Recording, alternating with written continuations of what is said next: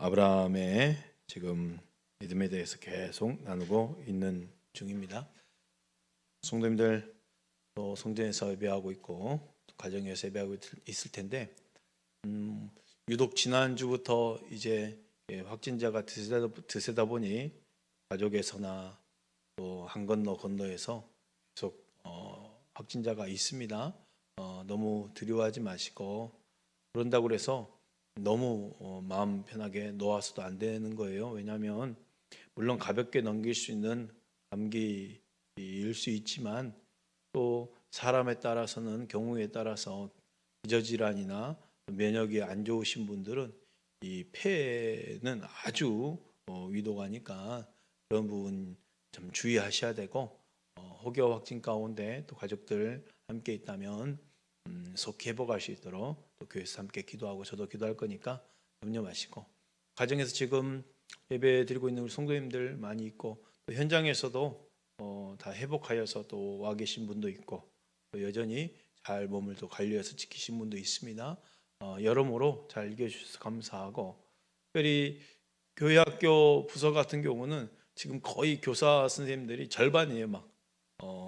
못 오시고 또 이번 주는 또 지난주에 못 오신 분들이 대신 오시고 지난주에 오셨던 분들은 다시 또 격리 들어가시고 이런 상황인데, 그래도 부서에서 잘 책임져 주시고 이런 빈 공간이 생기지 않도록 해주시고, 혹여 이렇게 성전에 오신 분들도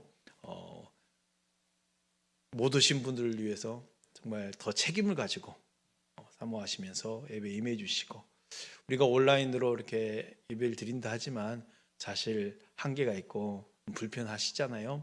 성도님들 지금 가정에서 예배 드릴 때 찬양하는 게 좀 어렵죠. 그리고 이렇게 화면들이 자막만 있으니까 쉽지 않은데 그래도 조금만 더 견뎌주시고 성전 사모하면서 또 오게 될 날을 기억하시면서 예배에 임하시기를 축복합니다. 아브라함의 믿음을 계속 나누고 있어요.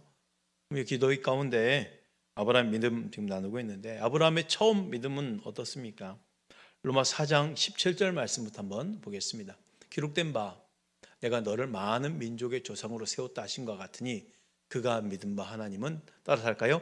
죽은 자를 살리시며 없는 것을 있는 것으로, 그렇죠? 부르시는 이신이라 그랬어요.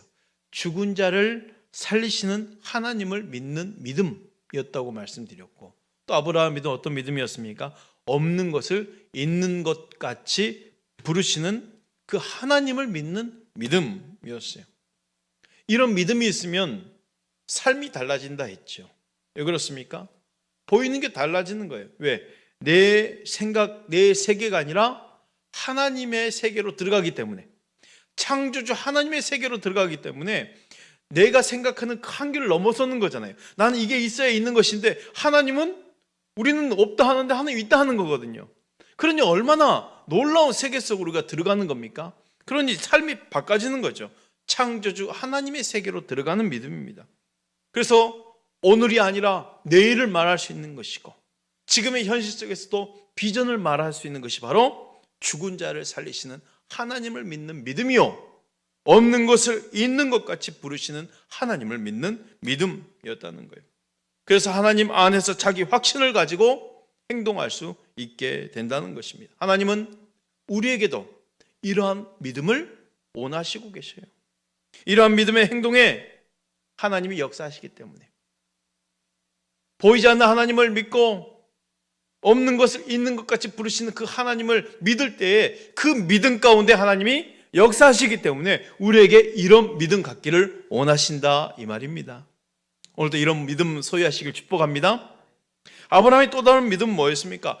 바랄 수 없는 중에 바라는 믿음이었어요.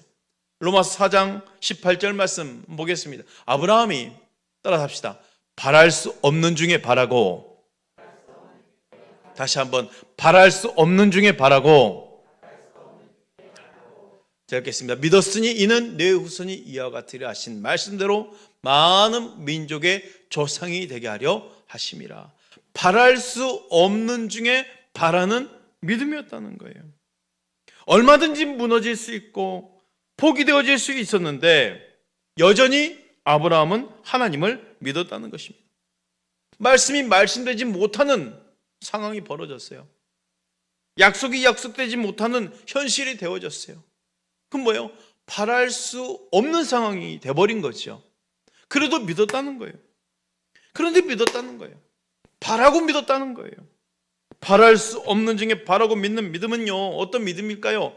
어떤 형편에서든지 하나님을 기대할 수 있는 믿음이요, 무엇이든지 내가 가지고 있는 것들을 포기할 수 있는 믿음이었다 말씀드렸어요.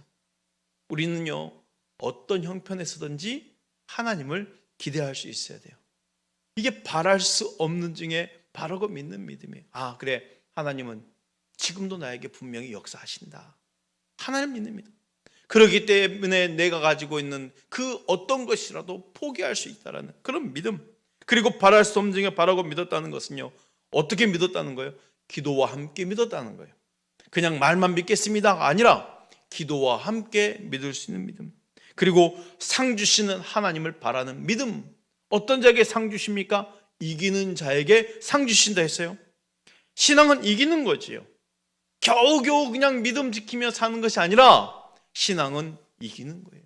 이기는 자에게 상 주신다고 그랬어요. 그래서 적극적인 신앙을 가지고 하나님이 주시는 상을 기대하는 것입니다. 오늘 아브라함의 믿음 세 번째 말씀입니다. 오늘 본문 로마서 4장 19절 말씀을 다시 한번 읽겠습니다. 시작. 그가 백선화되어 자기 몸이 죽은 것 같고 사라의 태가 죽은 것 같음을 알고도 믿음이 약하여지지 아니하고. 자, 여기에 주목할 만한 단어를 저는 하나 잡고 싶은데 그거 뭐냐? 알고도예요. 알고도. 무슨 말입니까? 이 짧은 구절 가운데 정말 우리가 집중해서 보아야 될 것이 바로입니다. 아브라함이 백선화되어 자신의 몸과 사라의 태가 죽은 것을 따라서 합니다. 알고도. 자신과 사라의 태가 죽은 것을 알고도. 그러니까 지금 현실의 지금 상황을 알았다는 거예요. 알고도 믿었다는 것이죠.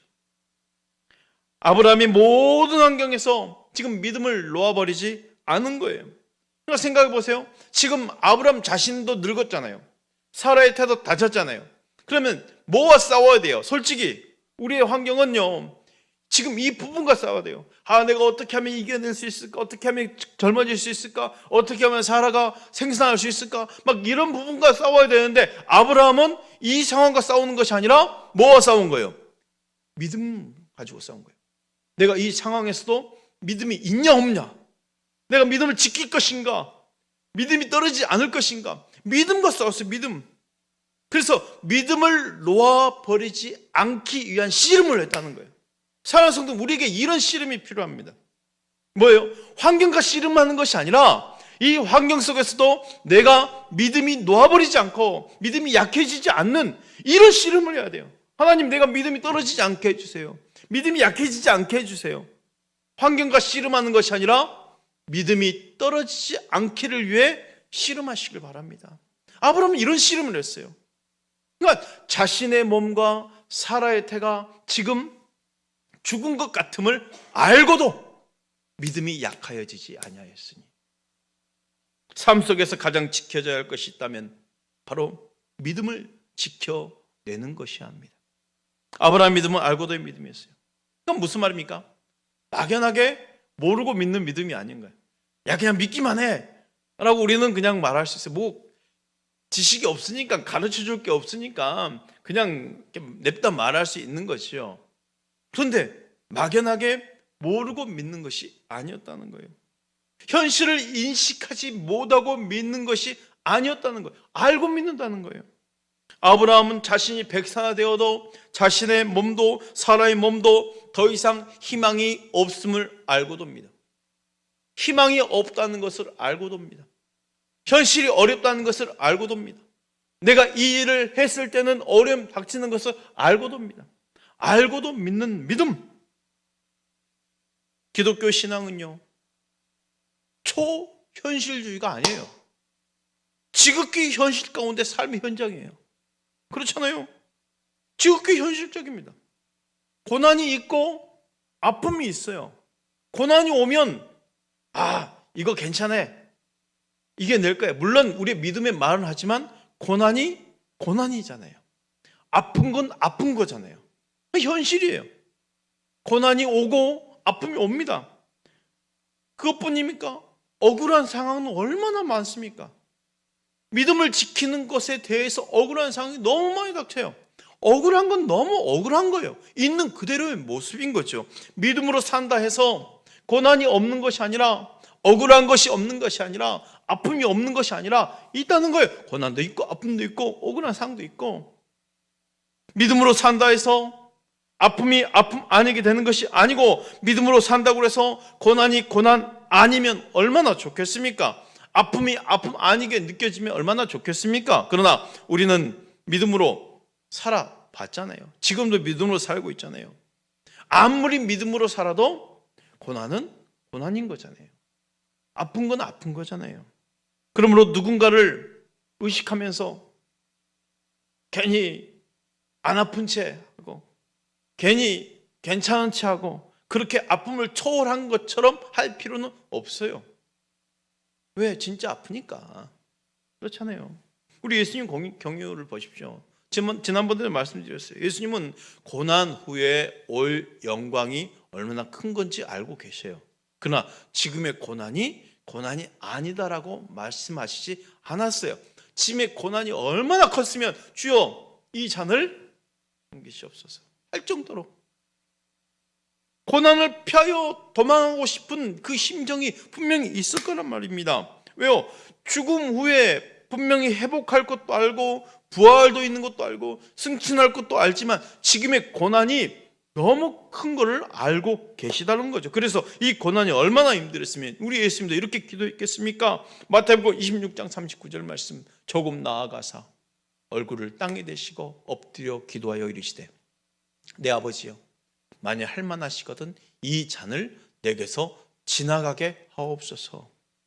이 잔을 내게서 지나가게 하옵소서. 그러나 나의 원대로 마옵시고 아버지의 원대로 하옵소서. 이렇게 기도했어요. 현실을 인정하는 거예요.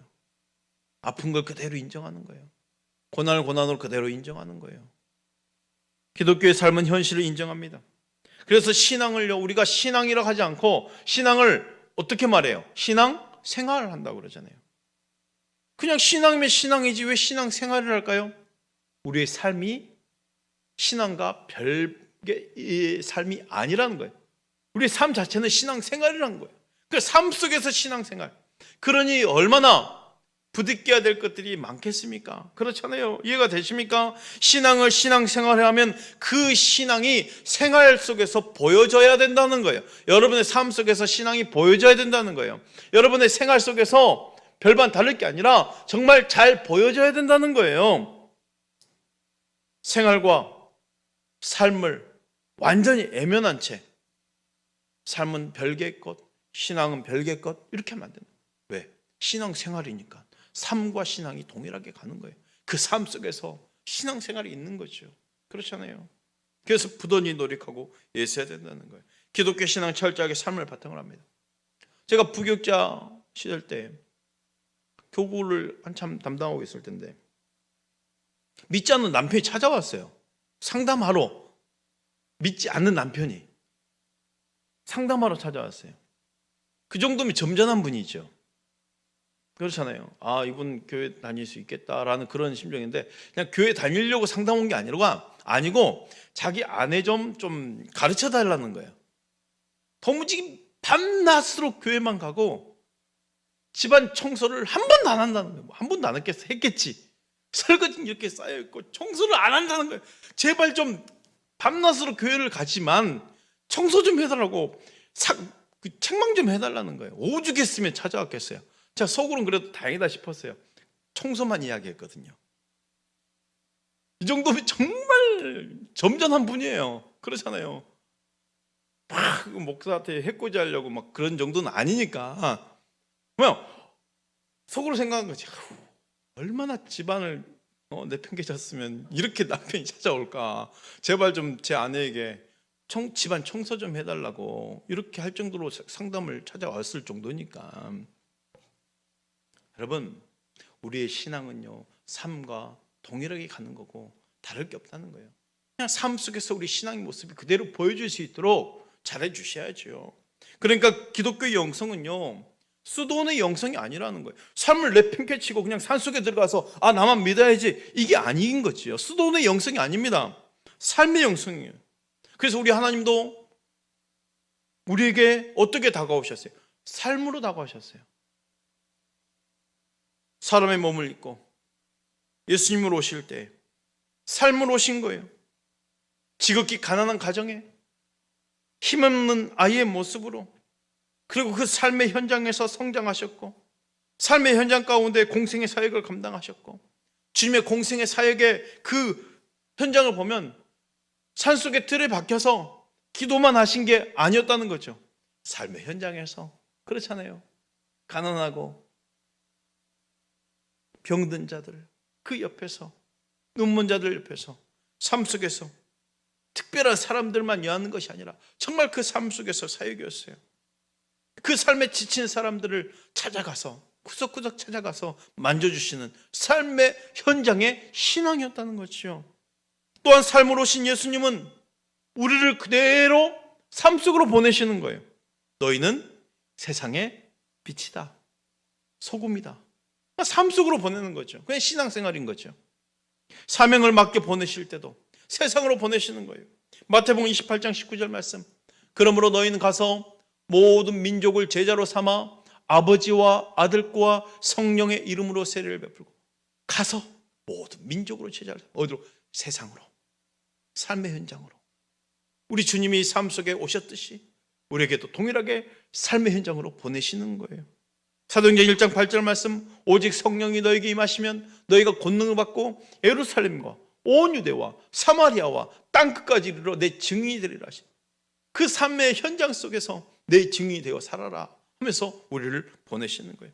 세상 속에서의 신앙이요, 세상 속에서의 사명입니다. 세상 속에서의 구별된 삶을 사는 거죠. 물론 그 세상 속에서 세상에 물들지 않고 지켜낸다는 것이 쉬운 일이 아닌 거예요. 주님은 다시 재림하시며 오실 때에도 어떻게 오십니까? 우리의 삶의 현장으로 오신다는 것을 기억하십시오. 이게 참 중요합니다. 다시 오실 때도 우리 삶의 현장으로 오신다고 하셨어요. 두 사람이 함께 맷돌을 가는데 한 사람은 데려갑니다. 그렇잖아요. 두 사람이 함께 밭을 매는 삶의 현장. 그러니까 삶의 현장으로 오시는 거예요. 그러니 우리 삶의 현장에서 얼마나 신앙의 그 생활을 잘해야 되겠습니까? 그렇잖아요. 삶의 현장을 무시하는 신앙은 잘못된 거예요. 삶의 현장을 부정한다는 것은요, 그 특징이 있어요. 이단들의 특징은 삶의 현장을 부정해요. 가정을 부정하고 삶을 완전히 부정시켜요. 왜요?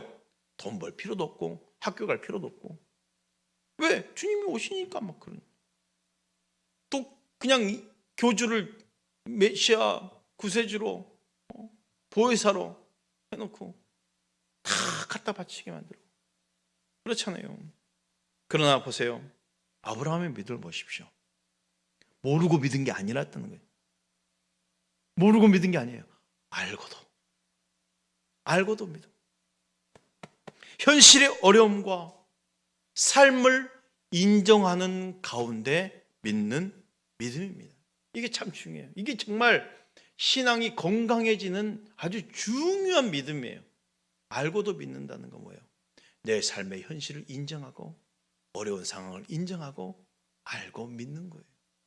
모르고 믿는 게 아니라는 거죠. 두 번째, 알고도 믿음은 성경에 나오는 그 위대한 신앙인들의 영성이었다는 거죠. 우리 믿음의 선배들도 다 알고도 믿었다는 거예요. 알고도 믿었어요. 우리 믿음의 선배들 보십시오. 자신이 가는 길이 좁은 길임을 알고도 그 길을 가는 거예요. 이게 믿음이죠. 좁은 길을 선택한 사람들이에요. 주님은 당신의 사람들에게 속여서 다른 길로, 좁은 길로 데려간 게 아니에요. 그렇잖아요. 우리 주님이 나를 따라오라. 하지만 어떻게? 자기 십자가를 지고 나를 것이니. 좁은 길로 가라는 거예요. 보내실 때도, 선지자를 보내실 때도 그 길은 광야라.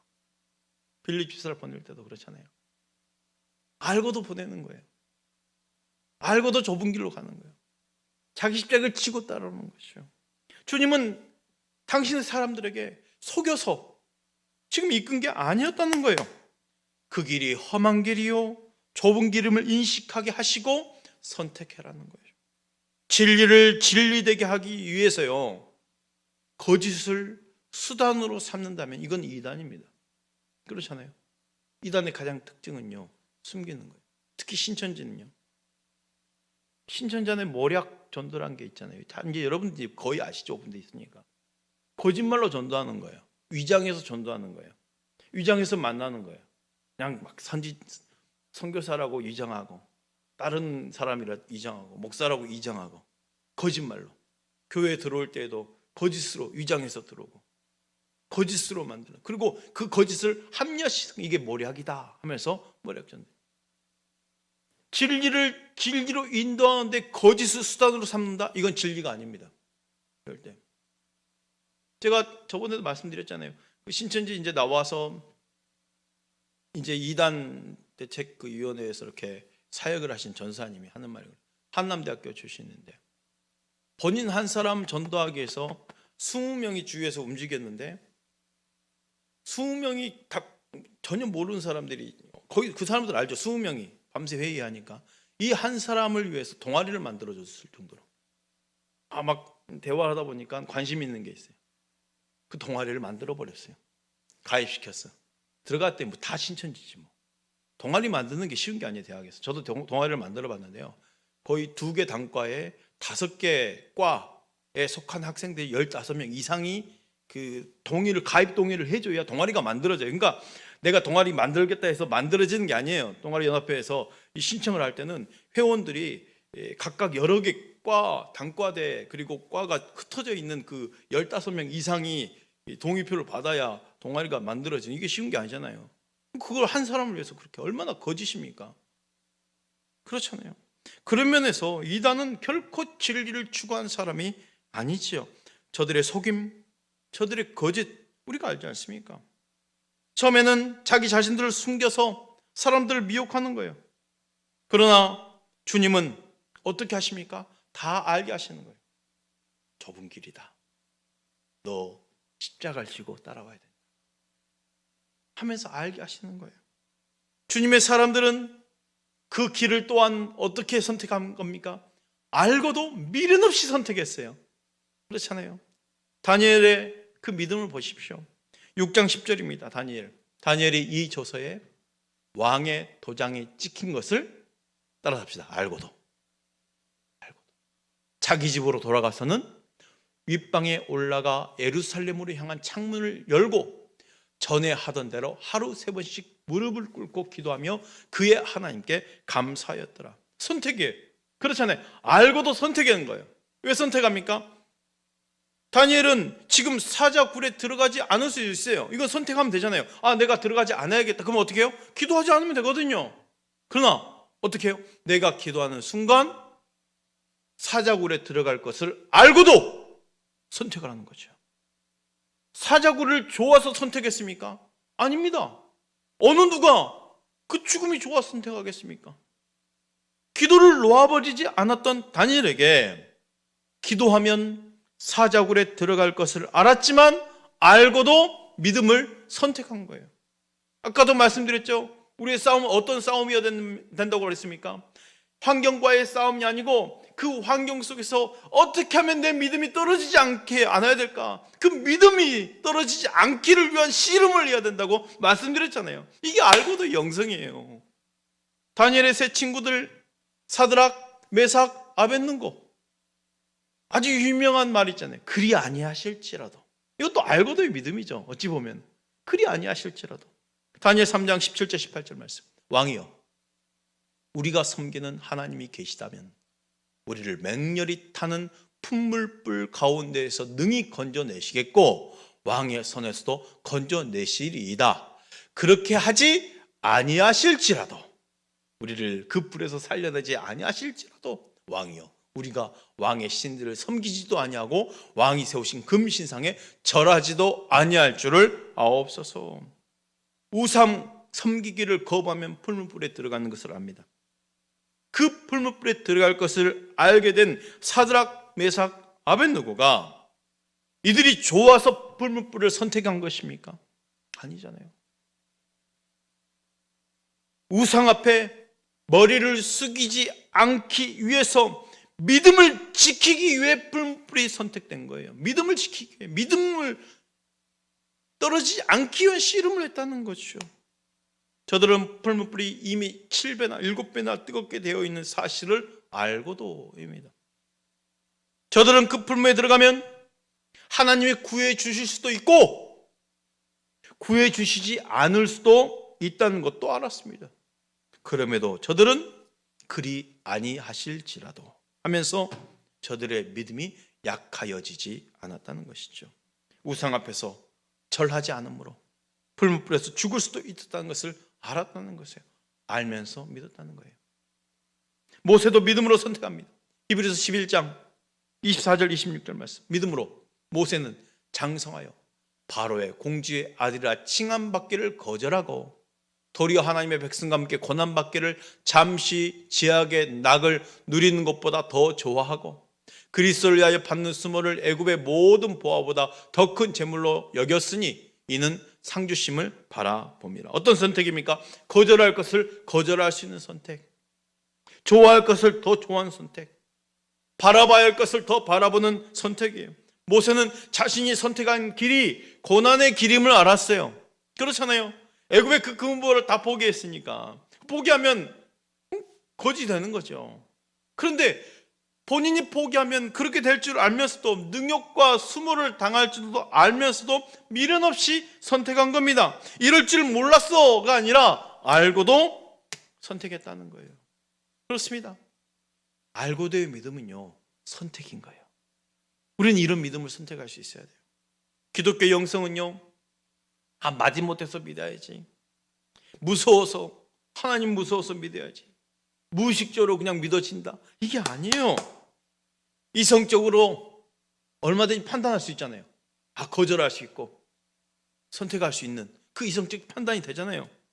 그런데도 불구하고 세상을 이해하지 못하는 선택이 된다는 거예요. 그래서 세상에 감당하지 못한 사람들이에요. 이걸 누가 이해를 하겠어요? 풀무불에 들어가는 걸 누가 이해하겠어요? 아니, 기도하면 사자굴에 들어가는데 기도하지 않으면 되지. 근데 왜 기도하냐는 거야. 세상이 이해가 됩니까? 세상이 감당하지 못한 사람들. 우리의 믿음의 선택이 바로 그렇다는 거예요. 손해 볼 줄도 알고 억울하게 될 줄도 알고 피곤할 줄도 알고 가난하게 될 줄도 알고도 선택하는 거예요. 얼마든지 더 받을 수 있고 얼마든지 더 대단할 수도 있는데 그것들을 포기하는 선택을 한다는 거죠. 알고도의 믿음은요, 왜 이렇게 선택할까요? 이익을 추구하는 믿음이 아니기 때문입니다. 더 좋은 가치가 있음을 알기 때문에, 그 가치를 추구하는 영성이기 때문에. 모세가 애굽의 금은 보화나 바로의 공주의 아들됨을 거절한 것도 가치를 발견했기 때문이에요. 이보다 더 좋은 가치, 진정한 가치를 발견했기 때문에. 성도가요, 이익을 추구하면 온전한 신앙인으로 승리할 수 없습니다. 교회가 가치가 아니라 이익을 추구하게 되면 교회도 결국은 엉뚱한 짓을 하게 되어 있어요. 참 신앙은요, 이익을 쫓는 것이 아니라 가치를 쫓는 거예요. 어떤 가치일까요? 마태복음 4장 4절 말씀. 예수께서 대답하여 이르시되 기록되었을 때 사람이 떡으로만 살 것이 아니요 하나님의 입으로부터 나오는 모든 말씀으로 살 것이라 하였느니라 그랬어요. 이 말씀이 무엇을 강조하고 있는 것입니까? 이 땅을 살아가면서 만날 수 있는 모든 시험을 이기는 절대 원리가 담겨 있어요. 무엇을 선택하고 무엇을 결정할 때 떡을 위한 선택을 하지 말라는 거예요. 믿음은 선택이라고 그랬잖아요. 선택이에요. 이성적으로 얼마든지 거절할 수 있는, 이것을 선택할 때 내가 피해를 볼 수 있고 억울한 일을 당할 수 있고 더 힘든 상황이 닥침에도 불구하고 선택을 한다? 왜 이런 선택을 할 수 있을까? 여러분, 기준이 있어야 돼요. 어떤 기준? 하나님의 말씀인데 이 기준은 어떤 기준입니까? 이 땅에 살아가면서 우리가 만나는 모든 시험과 모든 과정 속에서 이기는 절대적인 원리, 무엇인가를 선택하며 결정할 때 떡을 위한 선택을 하지 말라는 거지요. 말씀을 원하는 선택은 이익이 아니라 가치인 거예요. 성도가 이익을 추구하게 되면 반드시 요하게 되겠습니다. 사랑하는 성도 여러분, 그렇다면 우리 삶의 최고의 가치가 어디 있습니까? 마태복음 6장 19절 20절 말씀 함께 읽어봅시다. 시작. 너희를 위하여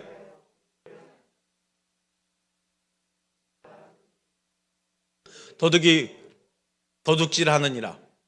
오직 너희를 위하여 보물을 하늘에 쌓아두라.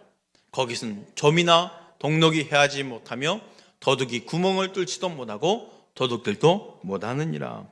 우리의 삶의 최고의 가치가 어디 있습니까? 하늘인 거예요. 하늘입니다. 하늘 영생이에요. 최고의 가치가 하늘임을 알았기 때문에 믿음의 선배들이 이런 선택하는 거죠. 가치가 알았기 때문에. 최고의 가치가 하늘 영성, 하늘을 추구하는 영성. 최종의 신앙의 방향도 목적도 하늘이어야 된다는 거예요.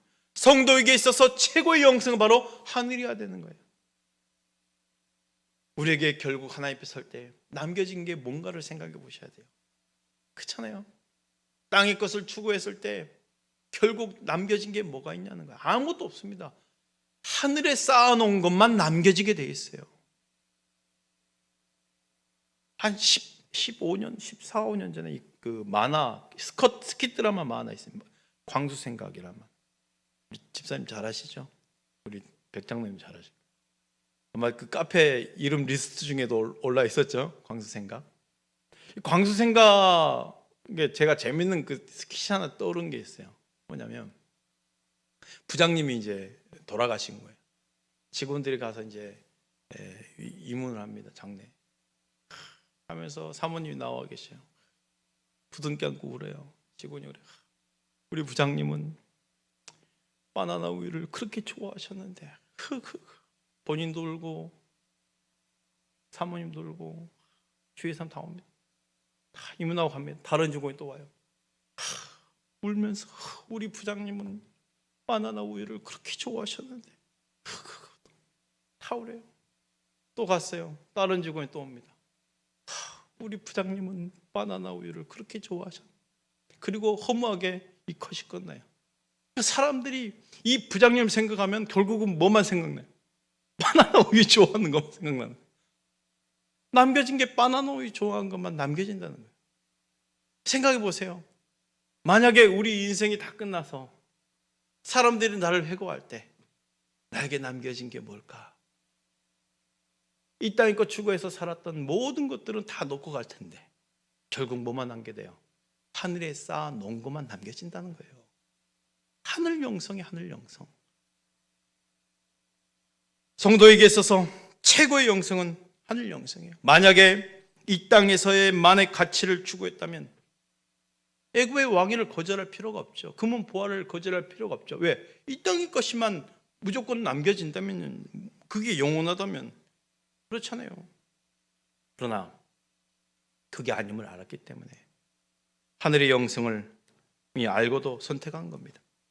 손해 볼 줄도 알고도, 죽을 줄도 알고도, 감옥에 갈 줄도 알고도, 사자밥이 될 줄도 알고도 더 큰 가치를 보았기에 선택하는 거예요. 우리 예수님이 그 길을 가셨고 우리가 그 길을 따라가는 겁니다.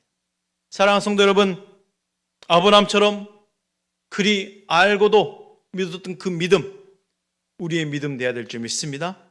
우리도 알고도 믿는 거예요. 다니엘처럼, 다니엘의 세 친구들처럼, 바울처럼 오늘도 우리의 신앙과 그 결단과 선택이 하나님이 기뻐하시는 그런 믿음 되시기를 축복합니다.